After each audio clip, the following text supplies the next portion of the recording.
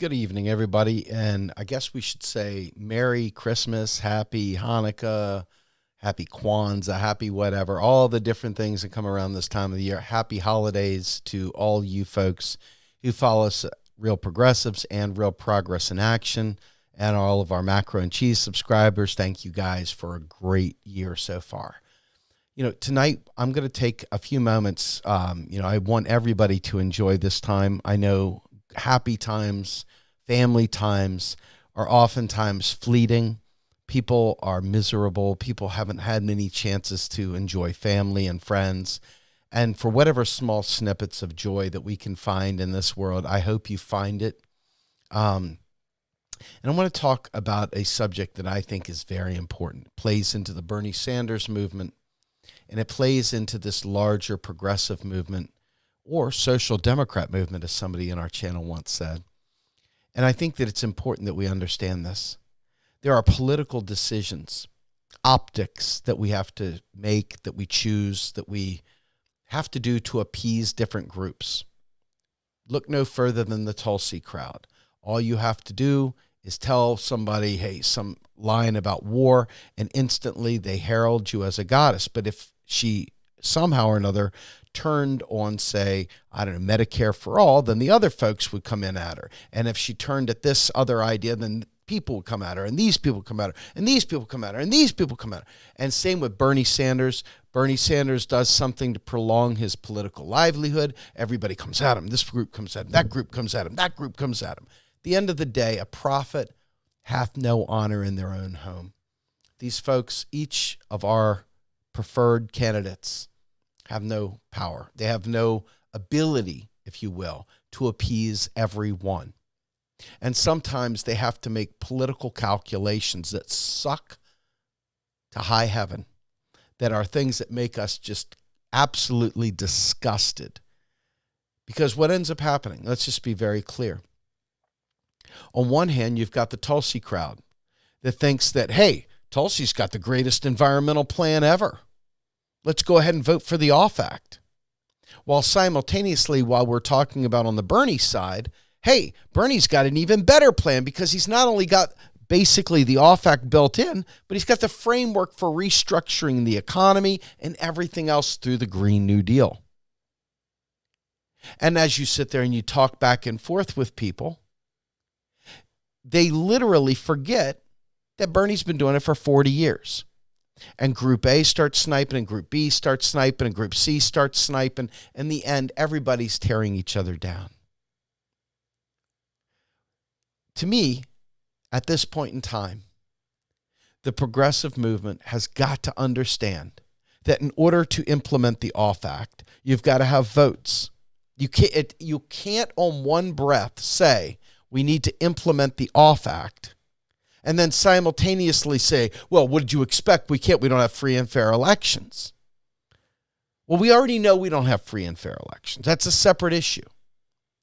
We already know that we have many, many constraints on democracy, from the Electoral College on through every single one of these state primaries and the parties and their structure, their corporate structure. We already know we don't have that. But in order to change that, you've got to change the election. So see, it's a circle jerk. It's this never-ending snake eating its tail bullshit. At the end of the day, it's going to require a movement. It's going to require a movement. It won't be free and fair elections that get us free and fair elections. It will be a movement that gets us free and fair elections. It'll be a large group of people that are pushing for a Green New Deal that get us a Green New Deal, not free and fair elections. Free and fair elections are a pipe dream down the road, unfortunately, because we don't even have the regular people in line. I mean, think about how cool you got to be to try and knock Bernie Sanders, who's been knocking this thing out of the park for over 40 years. You got to be pretty badass cool to be able to do that. And it's not going to happen. But without free and fair elections, Bernie doesn't have a chance anyway, right? And neither does Tulsi in the grand scheme of things. If you think Tulsi's going to win with free and fair elections or without free and fair elections, you're crazy. So you see what I'm saying? It requires a movement.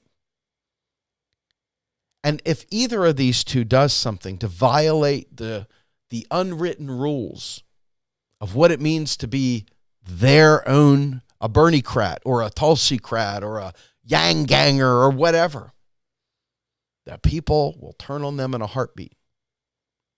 It happens in organizations too. All it takes is when a leader speaks, that leader dies. I mean, we're talking about straight out of Living Color. People don't want to hear you make tough statements. They want to cry. They want to bitch. They want to moan. They want to whine. And at the end of the day, you got to ask, what are you in this for? Why are you fighting for this? What is your purpose in being here? What is your purpose in supporting Bernie? What is your purpose in supporting Tulsi? What is your purpose and supporting anything? Why are you volunteering? Why are you out there in the streets being a poll watcher? Why are you being an election judge? Why are you being a state rep? Why are you doing any of this stuff? Is it just to self-aggrandize yourself? I mean, is it just for a little claptrap? Is it for you to feel accomplished? Is it for your own personal ego? Or is it to change the world? I mean, these are legitimate questions. And when you look at the kind of world that you want, you got to realize that it takes more than posturing. It takes more than words. It takes more than fist in the air. It takes more than your feelings and emotions and your ego. It takes a movement. It takes a mass movement. And it takes a whole hell of a lot of effort. You know, when people try to lead, if they don't address person A's, think about this. Think about this.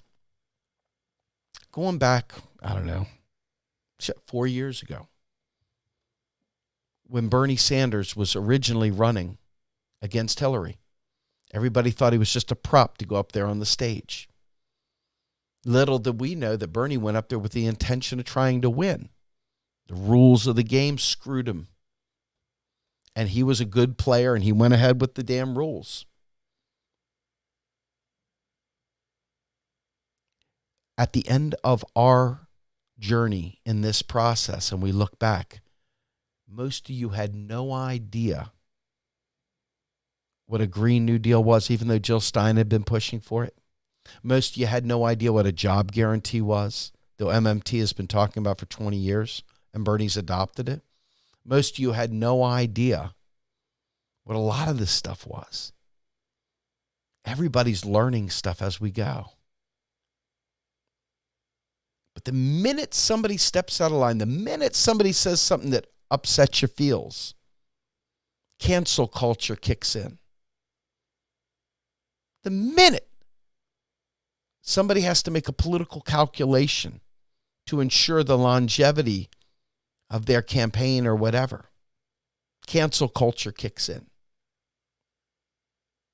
You know, I'm watching people in a Tulsi-crat thread shitting on Alexandria Ocasio-Cortez because of her paying lip service to the establishment while simultaneously slamming through a Green New Deal.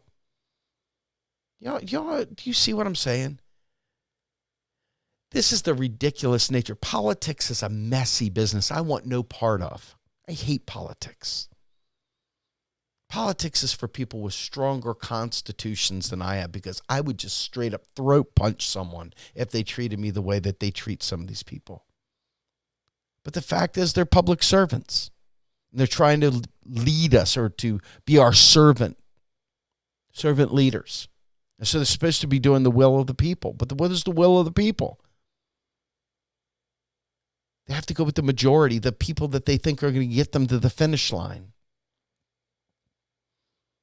And so this is where it gets messy, and it gets messy real fast.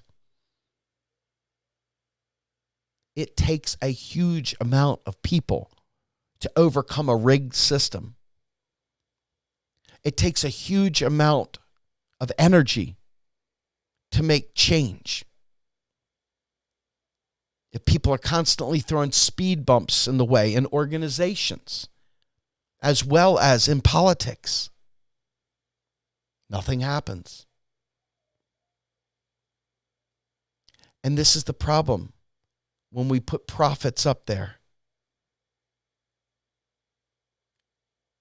You know, at this time of year where we talk about Christmas and so forth, and whether you're a Christian or not, you know, the whole idea of a prophet hath no honor in their own home. There's merit in that. Familiarity breeds contempt. There's truth in that. People sometimes forget that it's not good enough just to say cool and edgy things, that you've got to navigate shark-infested waters to get through this maze to get to the end. It is not for the faint-hearted. It takes incredible amounts of willpower to fight through it. And sometimes you get it, and sometimes you don't. But in order to overcome rigged elections, in order to pass any of these bills, it's going to require a mass movement. Stop thinking you're going to vote your way through this. Now, we may vote our way to getting a Bernie Sanders presidency, but it's not going to be just by pure vote. It's going to be by strength of numbers. It's going to be by energy. It's going to be by purpose, and it's going to be without roadblocks and speed bumps thrown out there by well-meaning naysayers. It's going to require all of us begin to realize what's at stake if we don't do this. Or it's not. Or it's not. Because for those people who have never created a single thing a day in their lives, for those people who've never dreamed of a better dream and tried to put legs to that, for those people who live only to kick the legs out from under others, this is probably a foreign concept to you. But the struggle is real. It's not just populism, folks. It's not just us all wanting something. There's a whole maze that we have to go through to get to the finish line. I'm telling you, I live it in my own organization. You live it out there in the politics world. You live it out there in the circuit. You got the Mean Kids Club. You got all kinds of personalities, egos, freaking gossip, rumors, trash. It's a tough slog to deal with a media that is against you. It's a tough slog to deal with an alternative media that is fickle. It's a tough slog to deal with people that only get about a quarter of the story and have heard enough. Not even a quarter. That's really generous. Probably 1/100th of the story, and they've heard enough. People with attention spans the length of gnats, squirrels. You got to navigate that reality. The vast majority of the country ain't what we call woke. No, man, they're sleepwalking. They're barely making it. Life sucks. It's kicking them in the nuts. It's kicking them in the shin. People don't have enough money to pay their bills. People don't have enough sleep in their night. People don't have enough time with their kids. People are miserable. Families are splitting up. It's tough. It's going to take an act of miraculous proportions to get our nation to have enough energy to make good things happen, to overcome fascism, to overcome neoliberalism, to overcome our own stupid, pathetic egos, and to stop cutting the legs out from under leaders when they're trying to make things happen. It's a hard slog. And we're our own worst enemy in this fight. So for this holiday season, I hope everyone takes a moment to reflect on this. I hope everybody takes a moment to think about what's at stake. A Green New Deal restructures society, provides a job guarantee, rebuilds infrastructure, puts in place a renewable energy plan that actually allows us to survive.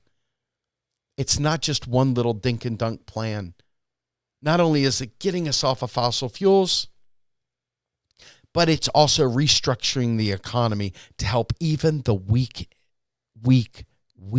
of all, the most vulnerable communities.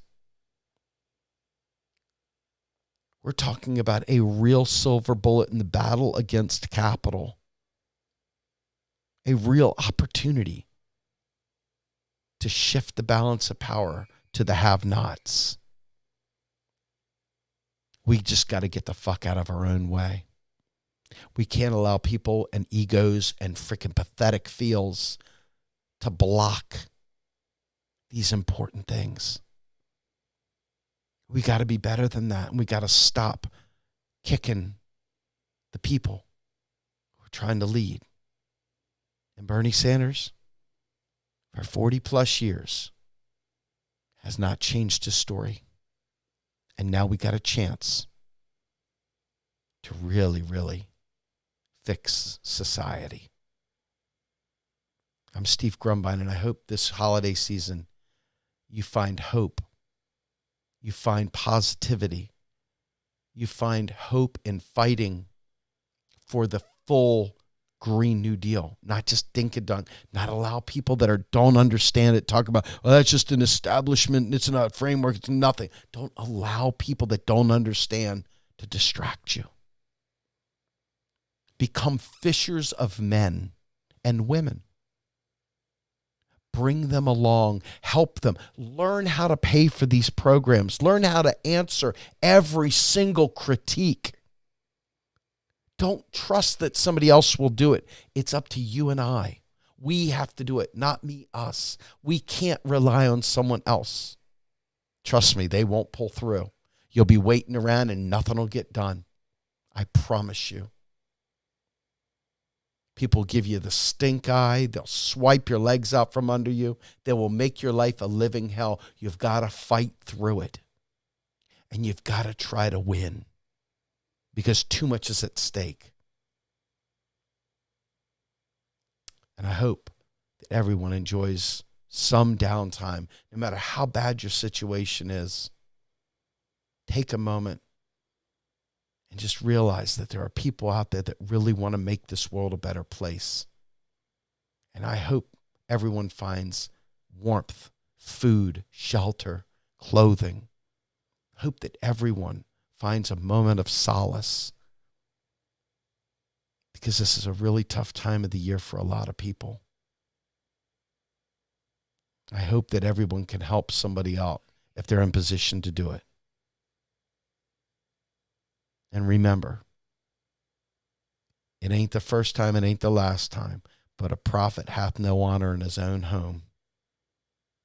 And it's time we stop kicking the prophet's legs out from under him, be it in your organizations or be it in the political sphere.